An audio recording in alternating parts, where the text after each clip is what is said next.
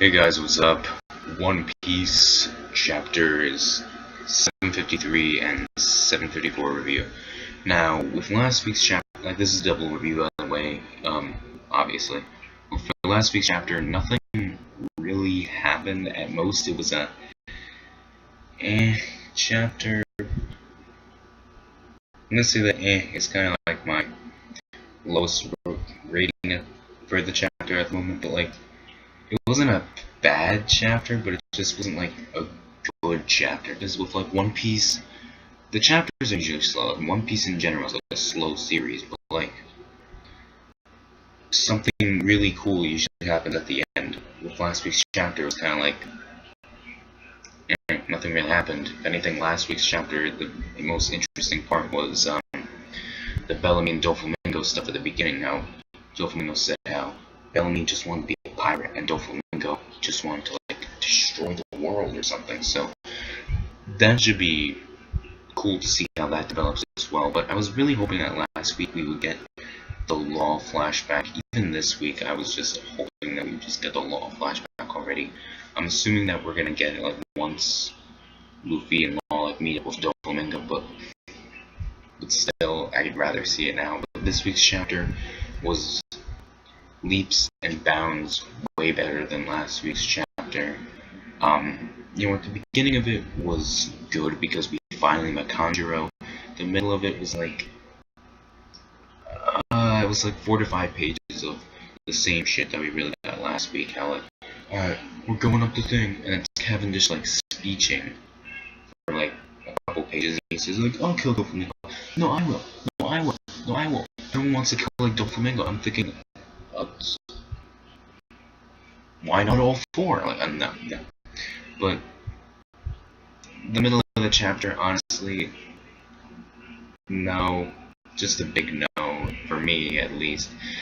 In fact, during the end part of the middle of the chapter, it was interesting because there were these demon-looking soldiers coming towards them, and I'm thinking, whoa, what the hell is that? So maybe Sugar's back in commission, and maybe she has toys of her own. Maybe she doesn't have to touch humans, but to turn them into toys, just bring up these random zombie soldier looking things. Because they're these zombie soldiers walking towards them. I'm thinking is Sugar back? Who knows? So that's a possibility. And well, at the beginning of this chapter, there was definitely a progression in there because we finally met Kanjuro after all this time. After mentioning him many times in Punk Hazard and in this arc as well, we finally meet Kanjuro, and honestly, to me, he kind of looks like Kudori, kind of, but in the end, he's still his own character. We obviously haven't seen that much of him yet, but it'd be cool to see what he can really do, and what his strength level is. I'm sure he's not up here. I'm sure he's probably equal to Kinemon or something. And when I saw his ability right off the bat, I thought of Sai from Naruto. Obviously, it's not the same thing because Kanjuro, yeah, he's a shitty drawer. It was funny. See, I know this ability. It's been universal. Okay, draw things and they come to life. But this was cool because he's so shitty at drawing. It's ironic too how he got an ability to wherever he draws something, it comes to life, but he sucks at drawing. And automatically, when I finished that part, I thought to myself, so Kishimoto stole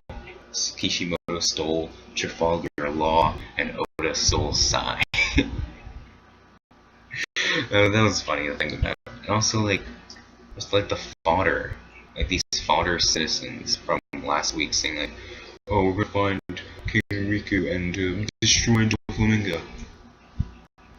I mean, last week's chapter, but I'm sure if you were reading it in a volume, then it would be fine. But it's when you're reading it weekly, it doesn't have that same feel to it. You're expecting something badass to happen, and nothing really happens. But maybe they'll play a role, but not a huge role, because we have these citizens and soldiers of King Riku who were once turned into toys. They're asking Kanjuro and Kinemon if they can help in any way away just to help out King Riku. And I guess in that sense, the citizens will play a role in this whole arc. They'll play a role, but not a huge role, if you know what I mean. Okay. So that was the beginning of the chapter. In the middle, aside from the end of the middle of the chapter, it was like pretty unnecessary, if you ask me. I mean, you could have had like just the end of that middle of the chapter, because we honestly did not need the middle of the chapter, in my humble opinion, because it's just Cavendish speeching, and then the same thing that we've been getting for so many chapters, people arguing about who to kill, like Doflamingo. It's like, we don't really need that. But the end of the middle of the chapter, that was interesting in a sense that like Sugar might be alive. Well, she's not like dead. Like, it's One Piece. Did I say like alive this whole time? Holy shit. It's One Piece. She's obviously not dead, but back in commission, she's conscious again. So what she can do against like this group, nothing really. I mean, but okay, who knows what those zombie soldiers are at the end anyway. But the main part of the chapter, I honestly thought this was gonna be like, you see a couple chapters later, Zoro standing over Pico like, ugh, look at me, I'm the best. 7:30, yeah. But we actually got, like, the last half of this chapter was Zoro versus Pika, which is very cool to see as well, because it was just cool. It was satisfying to see that, and how Pika was never on Zoro's level to begin with. I remember when everyone was like hyping up the executive members of the Don Quixote family. Like, I remember how when Brooke slashed Zola, everyone, I mean not Zola, Jola, everyone was saying, oh, Brooke shouldn't be able to do that because this is a executive member. And I'm thinking, dude, stop hyping up the executive members. The Straw Hats were supposed to improve, and they did. So if they can't take down an executive member, then it's like, what the fuck?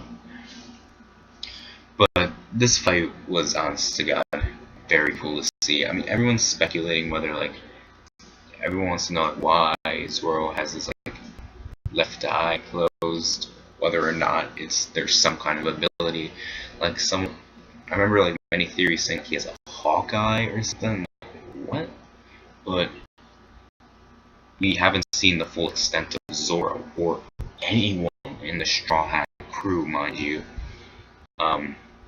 Hopefully that's not we haven't seen like the full extent of Sanji, because Sanji's been going against big named fuckers in the past 2 arcs. I mean, he went against Virgo in the last arc, and he went against Doflamingo in this arc, so I hope that's not like the full extent of Blackleg Sanji. Like, Sanji, I love that dude, and if that's all we get to see from him, that's kind of disappointing. But Zoro bringing out the 1,080-pound cannon, that was cool to see. How remember all those chapters ago, like Zoro was going up against Pika, and then like I think like most of that like happened off screen, but then Pika just hauled ass. Like he got out of there, and we're thinking, okay, so Zoro lost, but that's the thing. He didn't lose. It's just that Pika was too tricky. It's like Pika's ability. It was just way too tricky for Zoro. We all know Zoro. Like, the dude, he can't tell which way is up or down, left or right. So, in that sense, it was tricky for Zoro. Once he finally got the hang of it, he brings out the 1,080-pound cannon. So good. Santoryu. 1,080-pound cannon. Like, I can't help it. Like, that was so good. When anyone else saw that, did they just fanboy out? Like, straight up fanboy. Like, oh, Zoro! Hunter Zoro. This is what I love to do. Zoro and Sanji are like awesome. I am the man who will be the world's greatest swordsman. Like, yes.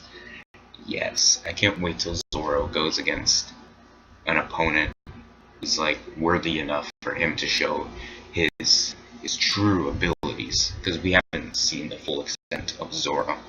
Because like he hasn't been going up against like any big name guys, and like that's a good thing because Zoro has like so many abilities. And that's why seeing Zoro fights, they're so goddamn cool, because it's like you never know which ability he's gonna use to defeat his opponent, because he has like new abilities for like everything. There's like a whole armada of abilities that you don't know what he's gonna use against his enemies, and he always makes up like new abilities during like every battle. So all the Zoro fights are actually pretty cool. But he hasn't been going up against any big name guys since the time skip. Like he went against like Worhty Jones, and Worhty Jones again. He went up against Monet, and that's like no. And then Pika. So like Zoro, he hasn't had anyone like worthy enough, because they're not on his level. So that was good. The chapter overall, aside from the middle of it, I thought it was actually a pretty good chapter. We made story progression. Last week's chapter was this week's chapter was actually pretty good. We made story progression. We've now seen Kanjuro, and the Zoro versus Pika fight is finished. Okay, pretty good chapter. See you guys later. Oh wait, and Sabo versus Fujitora. It better fucking come. Alright, see you guys later.